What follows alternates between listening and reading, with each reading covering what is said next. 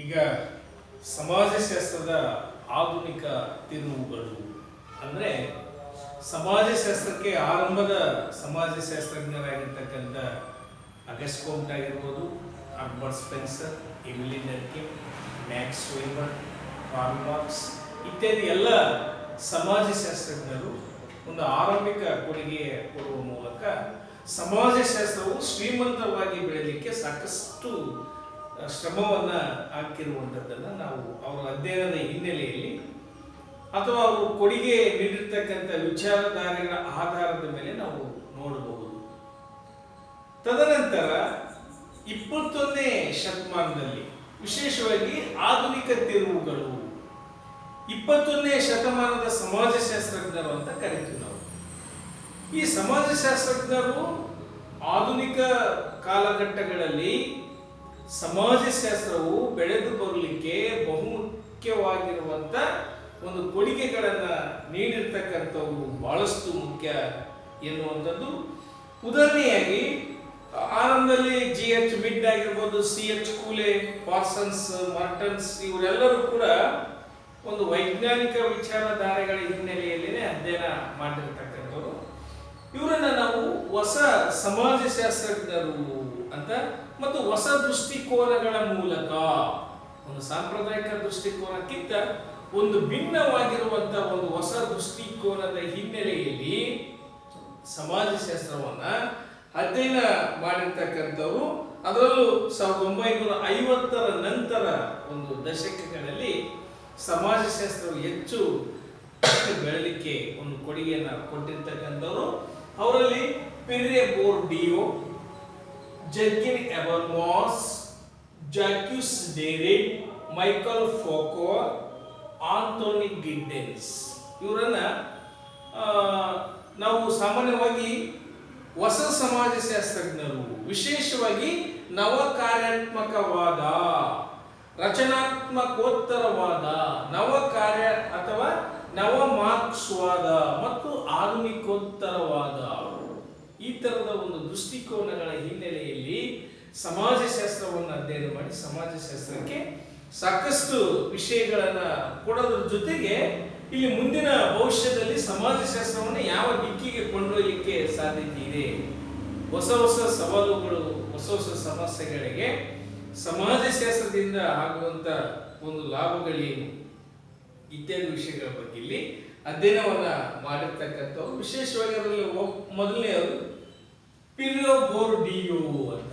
ಪಿರ್ರೆ ಬೋರ್ಡಿಯೋ ಇಲ್ಲಿ ಸಾಮಾಜಿಕ ಆವರಣದ ಒಂದು ಪರಿಕಲ್ಪನೆಯನ್ನ ಕೊಡ್ತಾರೆ. ಸಾಮಾಜಿಕ ಆವರಣದ ಪದವ ಅಥವಾ ಪರಿಕಲ್ಪನೆ ಪರಿಚಯಿಸಿದವರು ಯಾರು ಅಂತ ಒಂದು ಪ್ರಶ್ನೆ ಕೇಳ್ತಾರೆ. ನೀವು ಪಿರ್ರೆ ಬೋರ್ಡಿಯೋ ಎನ್ನುವಂಥದ್ದನ್ನು ನೀವು ಇಲ್ಲಿ ಆನ್ಸರ್ ಬರೀಬೇಕು. ಇವರು ವಿಶೇಷ ಸಂಸ್ಕೃತಿ ಅಧ್ಯಯನ ಅಂದ್ರೆ ಒಂದು ಆರ್ಥಿಕ ಅಥವಾ ಒಂದು ಸಮಾಜವನ್ನ ಆರ್ಥಿಕ ಅಥವಾ ಒಂದು ರಾಜಕೀಯ ಹಿನ್ನೆಲೆಯಿಂದ ತಿಳಿದುಕೊಳ್ಳದೆ ಒಂದು ಸಂಸ್ಕೃತಿಯನ್ನ ತಿಳ್ಕೋಬೇಕು, ಸಂಸ್ಕೃತಿಯನ್ನ ಅಧ್ಯಯನ ಮಾಡಬೇಕು. ಆ ಸಂಸ್ಕೃತಿ ಒಳಗೊಂಡಿರ್ತಕ್ಕಂಥ ಆಚಾರ, ವಿಚಾರ, ರೂಢಿ, ಸಂಪ್ರದಾಯ ಅಥವಾ ಕ್ರಿಯಾ ವಿಧಾನಗಳು ಇವೆಲ್ಲವುಗಳನ್ನು ಅಧ್ಯಯನ ಮಾಡಿದ್ದೆ ಅದು ನಮಗೆ ಸತ್ಯ ಎನ್ನುವಂಥದ್ದು ಕಂಡುಕೊಳ್ಳಿಕ್ಕೆ ಸಾಧ್ಯತೆ ಇದೆ. ಅದರಿಂದ ಅದೆಷ್ಟೋ ಜ್ಞಾನಗಳು ನಮಗೆ ದೊರೆಯಲಿಕ್ಕೆ ಸಾಧ್ಯತೆ ಇದೆ ಎನ್ನುವಂಥದ್ದನ್ನೇ ಇಲ್ಲಿ ಬೋರ್ಡಿಯೋ ಅವರು ಹೇಳುವಂಥದ್ದು. ಮತ್ತು ಹೊಸ ಪರಿಕಲ್ಪನೆ ಪ್ರತಿರೋಧ ಸಂಸ್ಕೃತಿ ಅಂದ್ರೆ ಈಗೇನು ಸ್ಥಾಪಿತ ಸಂಸ್ಕೃತಿ ಇದೆ ಅಂತ ಸ್ಥಾಪಿತ ಸಂಸ್ಕೃತಿಗಳ ಬಗ್ಗೆ ಒಂದು ಇವರು ಪ್ರತಿರೋಧವನ್ನ ಒಡ್ತಕ್ಕಂಥದ್ದು. ಕಾರಣ ಇಲ್ಲಿ ಸ್ಥಾಪಿತ ಸಂಸ್ಕೃತಿಗಳು ತಮ್ಮದೇ ತಾವೇನು ಒಂದು ವ್ಯವಸ್ಥೆಯನ್ನು ಮಾಡಿಕೊಂಡಿರ್ತಾರೆ ಅದು ಸತ್ಯ ಎನ್ನುವಂಥದ್ದು. ಆದರೆ ಅದಕ್ಕೆ ವಿರುದ್ಧವಾಗಿ ಕೆಲವು ಸಮೂಹಗಳು ಬದುಕು. ಉದಾಹರಣೆ ಬುಡಕಟ್ಟು ಸಮೂಹಗಳು, ಅಲೆಮಾರಿ ಸಮೂಹಗಳು, ಇವರು ಪ್ರತಿರೋಧದ ಒಂದು ಸಂಸ್ಕೃತಿಯನ್ನ ವೈಗೂಡಿಸಿಕೊಂಡಿರ್ತಕ್ಕಂಥವ್ರು. ಅಂದ್ರೆ ನಾವು ಇತರರಿಗಿಂತ ಹೇಗೆ ಬದುಕಲಿಕ್ಕೆ ಸಾಧ್ಯ ಮತ್ತು ಈ ಪ್ರತಿರೋಧ ಸಂಸ್ಕೃತಿಗೆ ಪುರಾತನ ಕಾಲದ ಒಂದು ಸಾಮಾಜಿಕ ವ್ಯವಸ್ಥೆ ಕೂಡ ಕಾರಣ ಎನ್ನುವಂಥದ್ದನ್ನು ಇಲ್ಲಿ ನಾವು ಕಾಣುವಂಥದ್ದು. ಹೀಗೆ ಇಲ್ಲಿ ಬೋರ್ಡಿಯ ತಮ್ಮ ಗ್ರಂಥ ದ ಲಾಜಿಕ್ ಆಫ್ ಪ್ರಾಕ್ಟೀಸ್ ಅಥವಾ ಕ್ರಾಫ್ಟ್ ಆಫ್ ಸೋಷಿಯಾಲಜಿ ಎಂಬ ಗ್ರಂಥದಲ್ಲಿ ವ್ಯಕ್ತಿನಿಷ್ಠತೆ ಮತ್ತು ವಸ್ತುನಿಷ್ಠತೆ ಎರಡೂ ಕೂಡ ಬಹುಮುಖ್ಯವು, ಒಂದಕ್ಕೊಂದು ಬೇರ್ಪಡಿಸಲಿಕ್ಕೆ ಸಾಧ್ಯವಿಲ್ಲ ಎನ್ನುವಂಥದ್ದನ್ನು ಅಲ್ಲಿ ಹೇಳಿರ್ತಕ್ಕಂಥದ್ದು. ಮತ್ತು ಸಮಾಜಶಾಸ್ತ್ರವು ಯಾವಾಗಲೂ ಕೂಡ ರಚನಾತ್ಮಕವಾಗಿರಬೇಕು.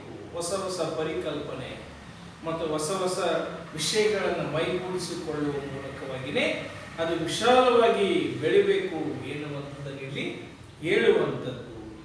ಇನ್ನು ಜರ್ಕಿನ್ ಎಬರ್ಮಾಸ್ ಎಂತಕ್ಕಂಥವರು ಒಂದು ಧನಾತ್ಮಕ ಚಿಂತನೆಗೆ ಒಂದು ವಿರೋಧವನ್ನು ವ್ಯಕ್ತಪಡಿಸ್ತಾರೆ. ಅಂದ್ರೆ ಸ್ಥಾಪಿತ ಚಿಂತನೆಗಳ ಮೂಲಕ, ಸ್ಥಾಪಿತ ಒಂದು ಕಾರಣಗಳ ಮೂಲಕ ಒಂದು ಸಮಾಜವನ್ನ ಅಥವಾ ಸಮಾಜಶಾಸ್ತ್ರವನ್ನ ಅಧ್ಯಯನ ಮಾಡ್ಕೊಳ್ಳಿಕ್ಕೆ ಅಥವಾ ಅರ್ಥ ಮಾಡ್ಕೊಳ್ಳಿಕ್ಕೆ ಸಾಧ್ಯವಿಲ್ಲ. ಕಾರಣ ಯಾಕೆಂತಂದ್ರೆ ನಾವು ಕಂಡುಕೊಂಡು ಬಂದ್ರೆ ಏನು ಸ್ಥಾಪಿತ ಚಿಂತಕರು ಏನು ಕೊಟ್ಟಿರ್ತಾರೆ ಕೆಲವೊಂದು ಅಂಶಗಳನ್ನ, ಅದರ ಆಧಾರದ ಮೇಲೆ ನಾವು ಅಧ್ಯಯನ ಮಾಡಿದ್ರೆ ಸೊಸೈಟಿಯ ಇನ್ನೊಂದು ಮುಖ ನಮಗೆ ಕಾಣೋದಿಲ್ಲ. ಹಾಗಾಗಿ ನೆಗೆಟಿವ್ ಥಿಂಕಿಂಗ್ ನಿಂದಲೂ ಕೂಡ ಒಂದು ಸೊಸೈಟಿಯನ್ನ ಅಧ್ಯಯನ ಮಾಡಲಿಕ್ಕೆ ಸಾಧ್ಯತೆ ಇದೆ ಎನ್ನುವಂಥದ್ದು.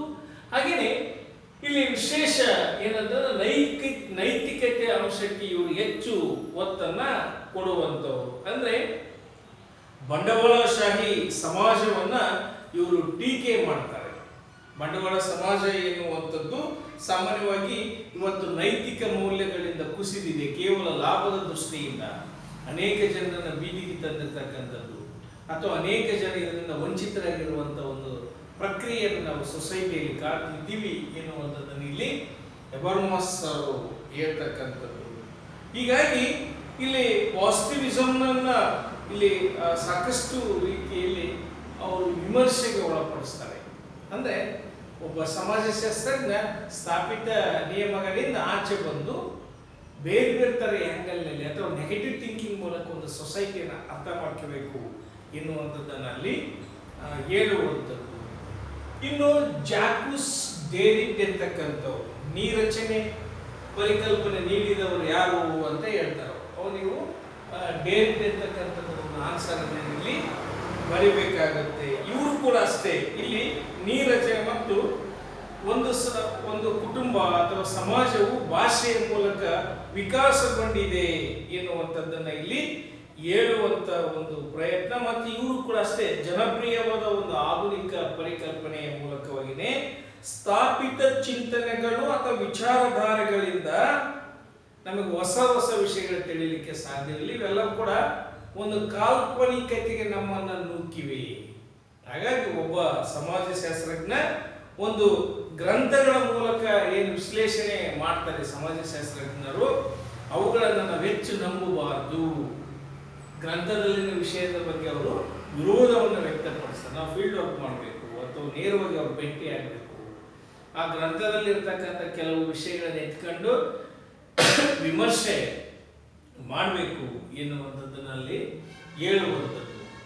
ಹಾಗೆಯೇ ಇಲ್ಲಿ ಮೈಕಲ್ ಫೋಕೋ ಎನ್ನುವಂಥ ಮತ್ತೊಬ್ಬ ಸಮಾಜಶಾಸ್ತ್ರಜ್ಞ ಈಗ ಏನ್ ಹೇಳ್ತಾನಂತಂದ್ರೆ ಒಂದು ಸಮಾಜಶಾಸ್ತ್ರದ ಒಬ್ಬ ಚಿಂತಕನ ಚಿಂತನೆ ಹೊಸ ರೂಪವನ್ನ ಪಡಿಬೇಕು. ವಿಶೇಷವಾಗಿ ಒತ್ತಾಯ ಶಿಸ್ತನ್ನ ನಾವು ಕಾಣ್ತಾ ಇದ್ದೀವಿ. ಒತ್ತಾಯ ಶಿಸ್ತನ್ನ ಇವರು ವಿರೋಧಿಸ್ತಕ್ಕಂಥದ್ದು. ಉದಾಹರಣೆಗೆ ಕೆಲವು ಹುಚ್ಚರನ್ನ ಅಥವಾ ಆಸ್ಪತ್ರೆಗಳಲ್ಲಿ ಅಥವಾ ಲೈಂಗಿಕತೆಯ ವಿಷಯಗಳಲ್ಲಿ ಜೈಲು ಮತ್ತು ಆಸ್ಪತ್ರೆಯ ಒಂದು ಆಧುನಿಕ ಸಂಸ್ಥೆಗಳ ಮೂಲಕ ನಾವು ವ್ಯಕ್ತಿಗಳನ್ನು ಬಂಧಿಸ್ತಾ ಇದ್ದೀವಿ.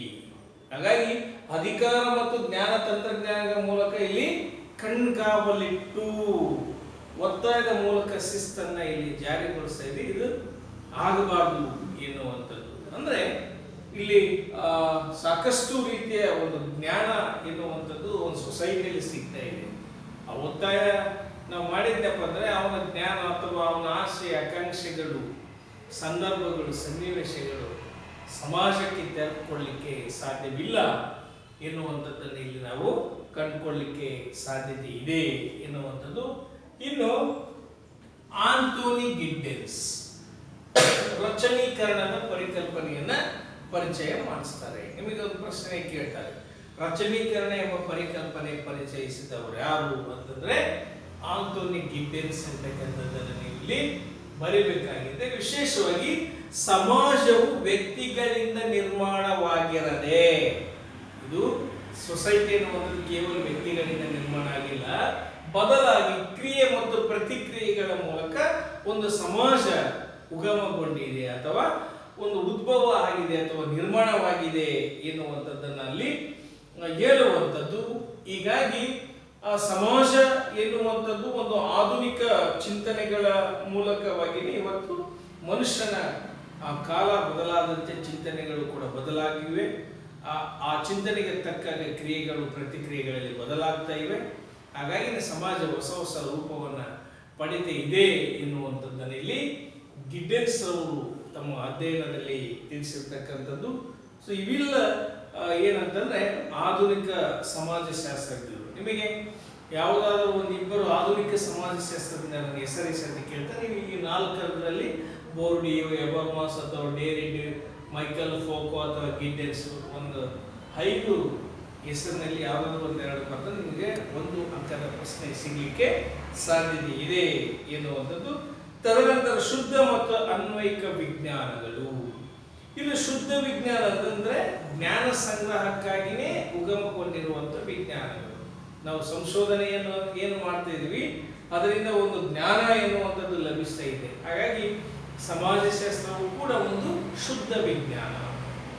ನಾವು ಅಧ್ಯಯನ ಮಾಡುವ ಮೂಲಕವಾಗಿ ಅದರಿಂದ ಅನೇಕ ತರದ ಒಂದು ಜ್ಞಾನ ಎನ್ನುವಂಥದ್ದು ನಮಗೆ ಲಭಿಸ್ತಾ ಇದೆ.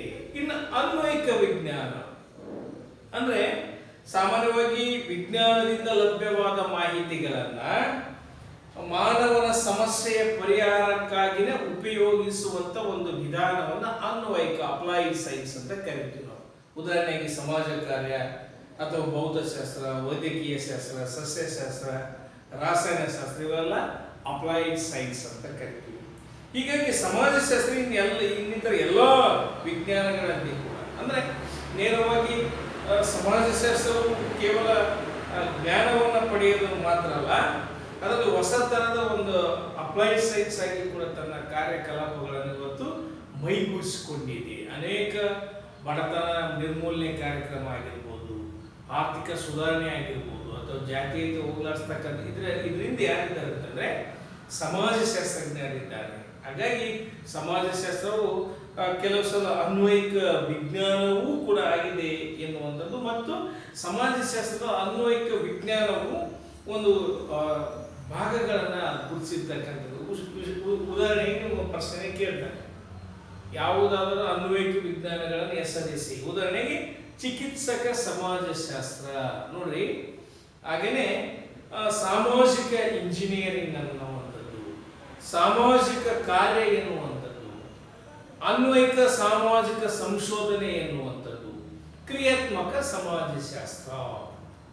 ಇಲ್ಲಿ ಚಿಕಿತ್ಸಕ ಸಮಾಜಶಾಸ್ತ್ರ ಮಾನಸಿಕ ರೋಗ ತಜ್ಞರು, ನರರೋಗ ತಜ್ಞರು, ಅಲ್ಲಿ ಸಾಮಾನ್ಯವಾಗಿ ಸಮಾಜ ಕಾರ್ಯಕರ್ತರು ರೋಗಿಯ ಚಹರೆಗಳನ್ನು ಗುರುತಿಸಿ ಅವರಿಗೆ ಮೊದಲಿನ ಸ್ಥಿತಿ ಬರಲಿಕ್ಕೆ, ಮನುಷ್ಯನ ಮೊದಲ ಸ್ಥಿತಿ ಬರಲಿಕ್ಕೆ ಅವರೆಲ್ಲ ಪ್ರಯತ್ನ ಪಡ್ತಾರೆ. ಅವರಂಗೆ ಮಾತಾಡೋದು, ಅವರಂಗೆ ಹೇಳೋದು, ನಿಧಾನವಾಗಿ ಅವನನ್ನ ಮತ್ತೆ ವಾಸ್ತವ ಲೋಕಕ್ಕೆ ಕರೆತರ್ತಕ್ಕಂಥ ಒಂದು ಶಕ್ತಿ ಸಮಾಜಶಾಸ್ತ್ರಕ್ಕಿದೆ.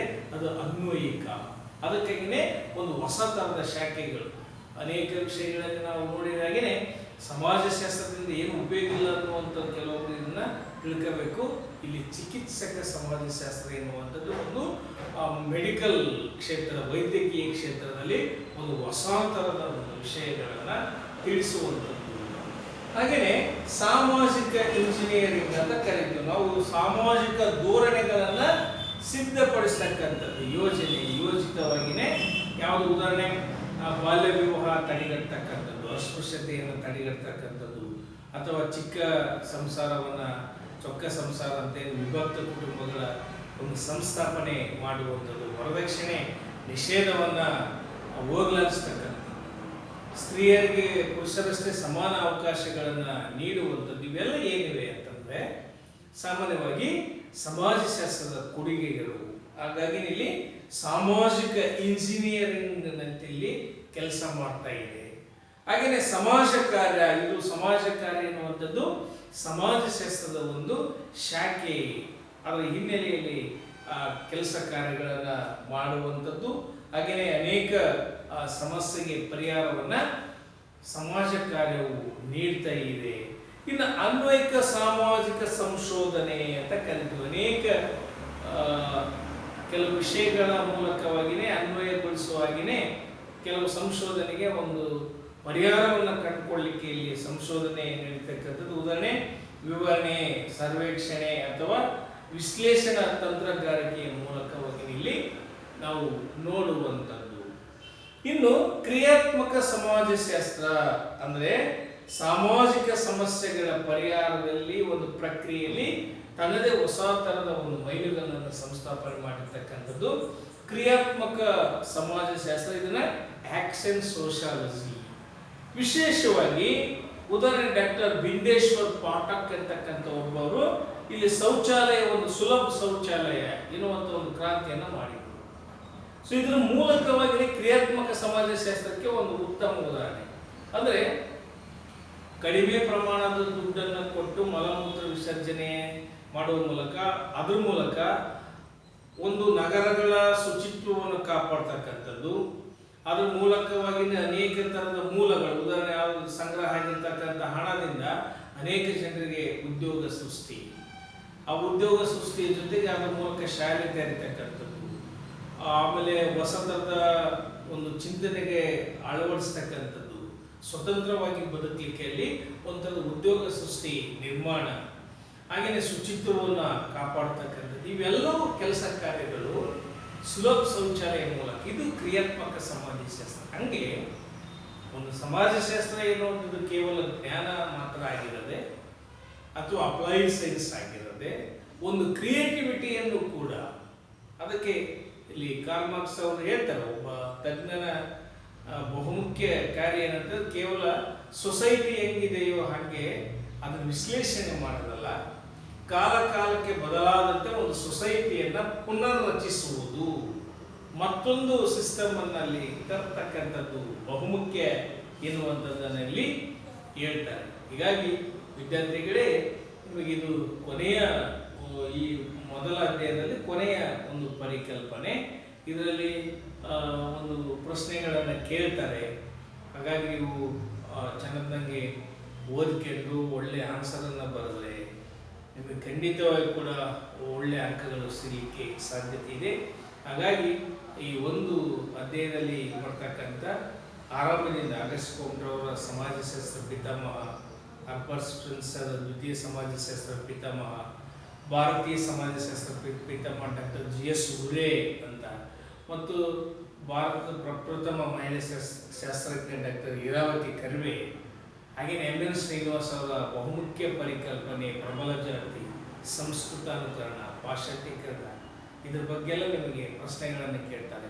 ಸಮಾಜಶಾಸ್ತ್ರದ ಅರ್ಥ ಅದರ ಉಗಮಕ್ಕೆ ಕಾರಣಗಳು, ವಿಜ್ಞಾನ ಅಂದರೆ ಅದರ ಕಾರಣ, ಅದರ ಲಕ್ಷಣಗಳು, ಅದರ ಒಂದು ಅಗತ್ಯತೆಗಳು, ಹಾಗೆಯೇ ಸಮಾಜಶಾಸ್ತ್ರದಿಂದ ಆಗುವ ಉಪಯೋಗಗಳು, ಹೀಗೆ 10 ಪ್ರಶ್ನೆಗಳನ್ನು ಮೊದಲ ಅಧ್ಯಾಯದಲ್ಲಿ ಕೇಳುವಂಥದ್ದು. ಹಾಗಾಗಿ ಮೊದಲ ಅಧ್ಯಾಯ ಎನ್ನುವಂಥದ್ದು ಒಂದು ದಿಕ್ಸೂಚಿ ಇದ್ದ ಹಾಗೆ ನಮ್ಮ ಮುಂದಿನ ಒಂದು ಕೆಲವು ಅಧ್ಯಾಯಕ್ಕೆ. ಹಾಗಾಗಿ ಮೊದಲ ಅಧ್ಯಾಯವನ್ನು ನೀವು ಚೆನ್ನಾಗಿ ಕೇಳಿ, ಇನ್ನೊಂದು ಸಲ ಓದಿ, ಪದೇ ಪದೇ ಇದನ್ನು ವಿಡಿಯೋ ಕ್ಲಾಸನ್ನು ಕೇಳ್ತಾ ಇರಿ. ನಿಮಗೆ ಗ್ರಂಥಗಳನ್ನು ಕೊಟ್ಟಾಗ ಅದು ಪುನಃ ಇನ್ನೊಂದು ಸಲ ಅದನ್ನು ಓದ್ರಿ. ಅದರ ಜೊತೆಗಾಗಿನೇ ನಿಮಗೇನಾದರೂ ಸಮಸ್ಯೆಗಳಿದ್ದರೆ ಖಂಡಿತವಾಗಿ ನಾವು ಯಾವಾಗಲೂ ನಿಮಗೆ ಸ್ಪಂದಿಸ್ತೀವಿ. ಪ್ರಶ್ನೆಗೆ ಕೇಳೋದ್ರ ಮೂಲಕ ನಮಗೆ ಉತ್ತರವನ್ನು ನೀವು ಪಡ್ಕೊಳ್ಳಿಕ್ಕೆ ಸಾಧ್ಯತೆ ಇದೆ ಎನ್ನುವಂಥದ್ದನ್ನು ಹೇಳುತ್ತಾ ಇವತ್ತಿನ ಈ ಮೊದಲ ಅಧ್ಯಯನದ ಒಂದು ವಸ್ತು ವಿಷಯವನ್ನು ಇಲ್ಲಿಗೆ ಮುಗಿಸ್ತಿದ್ದೇನೆ. ನೆಕ್ಸ್ಟ್ 2ನೇ ಅಧ್ಯಾಯವನ್ನು ಮುಂದಿನ ತರಗತಿಯಿಂದ ನಾವು ಆರಂಭಿಸೋಣ. ಅಲ್ಲಿ ತನಕ ನೀವು ಚೆನ್ನಾಗಿ ಮೊದಲ ಅಧ್ಯಯನವನ್ನು ಓದಿರಿ ಮತ್ತು ಬರೆಯಿರಿ.